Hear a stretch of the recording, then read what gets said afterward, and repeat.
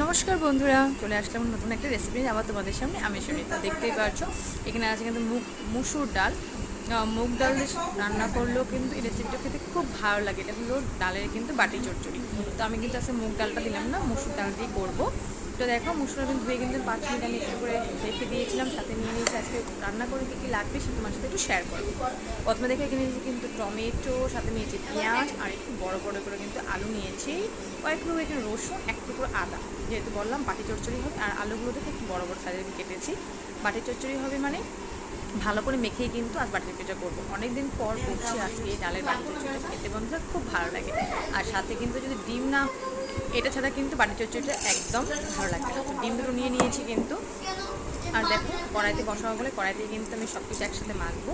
প্রথমে নিয়ে নিলাম কিন্তু ডালটা দেখো আমি কিন্তু ভালো করে আগে কিন্তু একটু ধুয়ে কিন্তু উঠিয়ে রেখেছিলাম, যাতে জল জল হলে কিন্তু ভালো লাগবে না, তেল দেওয়ার পরে কিন্তু একদম জল জল হয়ে যাবে। সেই জন্য কিন্তু আমি আগে থেকে একটু ধুয়ে কিন্তু উঠিয়ে রেখেছিলাম। আর দেখো সাথে সাথে দিয়ে দিচ্ছি আমি এখানে আলুগুলো একটু বড় বড় করে কেটেছি বললামই।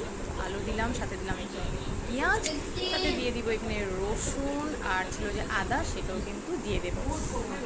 আর এই রেসিপিটা কে খেয়েছো জানিও। টমেটোগুলো দিয়ে দিলাম, তেল দিয়ে লবণ দিয়ে সব মশলা ভালো করে মাখবো। ভালো লাগলে কিন্তু সাবস্ক্রাইব করে